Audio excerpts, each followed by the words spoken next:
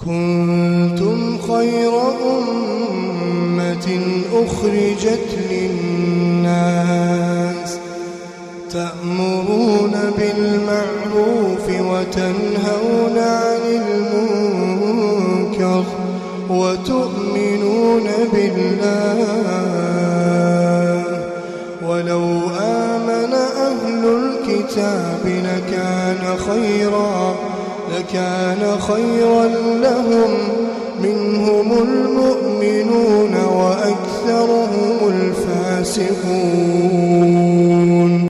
بسم الله الرحمن الرحيم. الحمد لله رب العالمين، وصلى الله وسلم وبارك على نبينا محمد وعلى آله وصحبه ومن تبعهم بإحسان إلى يوم الدين.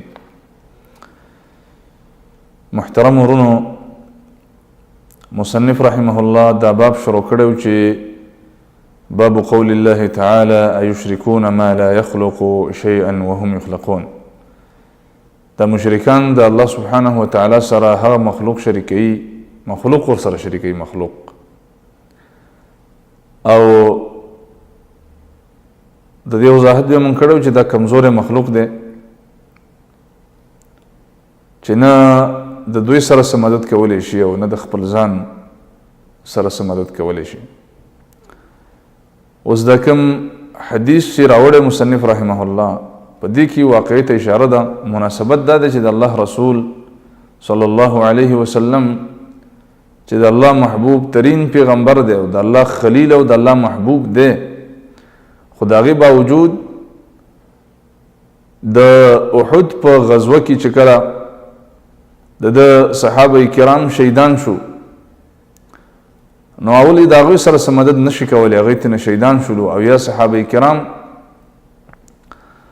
او د خپله نبی کریم صلی الله علیه وسلم زخمی شو په دغه جنگ کې، غاښونه مبارکې شهیدان شو. د هغې نه وروستو نبی کریم صلی الله علیه وسلم دا خبره وکړه چې څنګه به قوم کامیاب شي چې هغې خپل نبی زخمی که، وینې ورباندې روانې کړي، دا قوم به څنګه کامیاب شي. همدارنګه خیرې ورته شروع کړي چې الله دا پلانکې دا تباه کړي.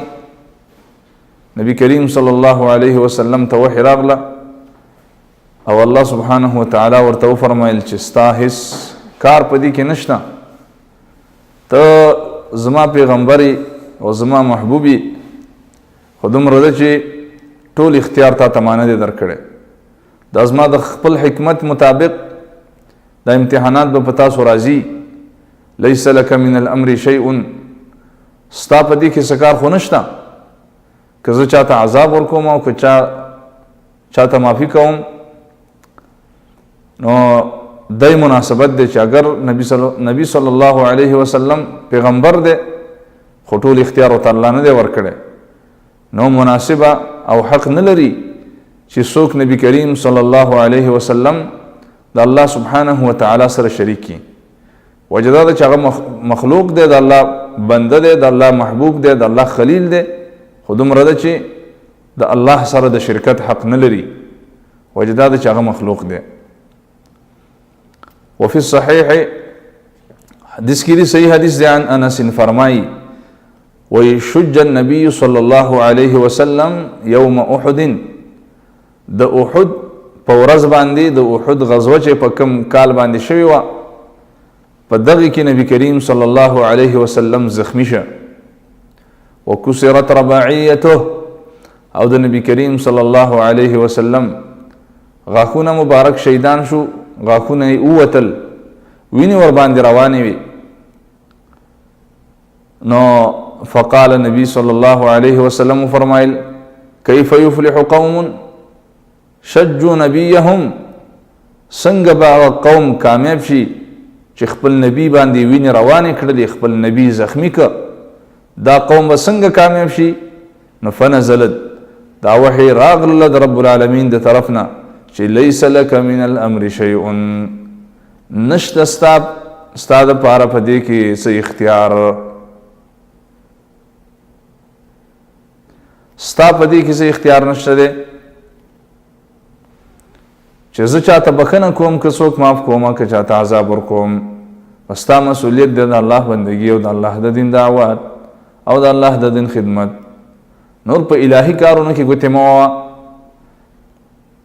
نبی کریم صلی الله علیه وسلم اگر چې اشرف المخلوقات دی، اشرف المرسلین دی، خو د دې باوجود هم د رب العالمین عبد دی، بندی دی. دای مناسبتو. امدارنگ ابن عمر رضی اللہ عنہما فرمائی وی انه سمع رسول اللہ صلی اللہ علیہ وسلم یقول. ابن عمر فرمائی رضی اللہ عنہما چې ما واوریدل د نبی کریم صلی الله علیه وسلم نه فرمایلی کله اذا رفع رأسه من الركوع في الركعة الأخيرة من الفجر، کله چې د سحر منځ کو او د سحر په لمانځه کې په اخرنی رکعت کې چې رکوع یې وکړه، د رکوع نه وروسته ماته دا واورېدل، دا فرمایل اللهم العن فلانا وفلانا، یا الله دا پلانکې تباه کړي، دا لعنت ورباندې وکړي، د خپل رحمت نه لرې کړي. بعد ما یقول سمع الله لمن حمده، سمع الله لمن حمده چې وویل نو هغې نه وروسته دا ښېرا کولې، دې مشرکانو ته ښېرا کولې. وفي رواية في بل رواية كدي يدعو على صفوان بن أمية وسهيل بن عمرو والحارث بن هشام.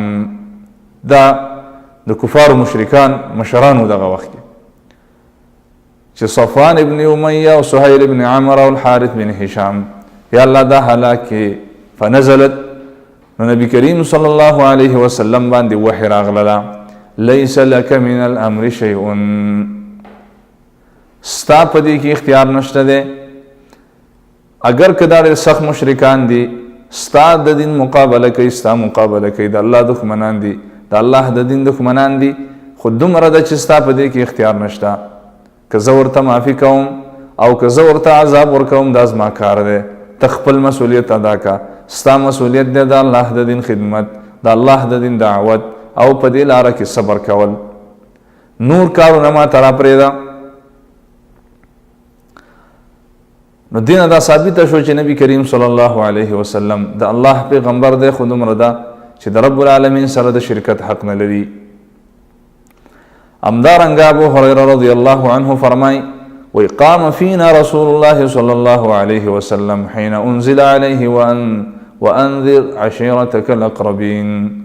فرمای رسول الله صلی الله علیه وسلم وی په من کې ودرېده، یعنی دعوت یې راکو کله چې دا آیات ور باندې نازل شو وانذر عشیرتک الاقربین، ویره ورکه خپل نږدې خپلوانو ته، نږدې راټول کړه، دا د منې حقول لري.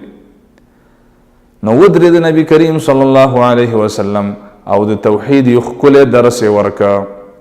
هغه دا چې فرمایل یا معشر قریش او کلمة نحوها، یا دا ویل چې یا معشر قریش راجمع شي، راجمع کړه، بیان ورته وکړه اشتروا انفسکم لا اغنی عنکم من الله شیئا.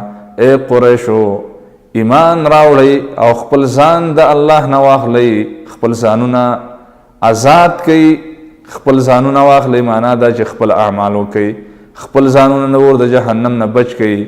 لا اغنی عنکم من الله شیئا، ګوره زه هیڅ فایده نشم درکولی تاسو ته د الله د عذاب نه هیڅ فایده نشم درکولی. همدارنګه رسول الله صلی الله علیه وسلم ته وفرمایل دا خو عامه خبره وکړئ قریشو، ټول ګوره خپل ځانونه د اور نه بچ کړئ، زما په تمه نه شئ. بیا وفرمایل یا عباس بن عبد المطلب، خپل تره ته آواز وکړه ای تره جانه لا اغنی عنک من الله شیئا، ګوره زه تا ته د الله د عذاب نه هیڅ فایده نشم درکولی، خپل اعمال دی برابر که.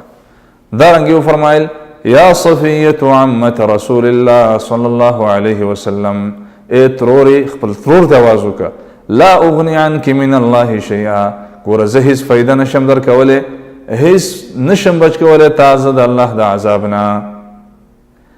ترور څه چې خپله لورې راوبلله وایه فاطمة بنت محمد، ای فاطمې ای لورې سلینی من مال ما شئت، وغواړه زما نه زما مال څومره چې دې خوښوي، خو ګوره لا اغني عنك من الله شيئا، خدا خبر یاد وساته ګوره زه دې د الله د عذاب نه نشم بچ کولی. نو خپل اعمالو که تاسو دې حدیث باندې سوچ وکئ، رسول الله صلی الله علیه وسلم خپل قوم ته وایي قریشو ته تاسو د الله د عذاب نه نشم بچ کولی، خپل تر ته وایي تاسو د الله د عذاب نه نشم بچ کولی، خپل ترور ته وایي زه ته د الله د عذاب نه نشم بچ کولی، خپل لور ته وایي چې زما نه زما مال وغواړه خو ګوره د الله د عذاب نه نشم بچ کولی. او بعضې قمقل انسانان په دې زمانه کې څنګه څه کوي، هغه دغه رسول الله توازونه کوي موږ سره مدد وکړه. نه، رسول الله صلی الله علیه وسلم موږ ته دین راوړی، د دین وضاحت یې کړی. نور به هر انسان خپل ځان په خپله برابروي، اعمال به کوي، ځان به د جهنم نه بچ کوي. نو د دې ټولو آیتونو او د دې حدیث نه دا معلومه شوه چې د الله سره شرک دا ډیر ظلم دی، ځکه چې څومره مخلوق د الله سره شریکېږي، یو خو مخلوق دی بل کمزوری دی، ستا مدد نشي کولی، د ځان مدد نشي کولی، الله ته محتاج دی، نو ولې داسې مخلوق د الله سره شریک کړی شي؟ والله تعالى أعلم، وصلى الله وسلم وبارك على نبينا محمد وعلى آله وصحبه أجمعين.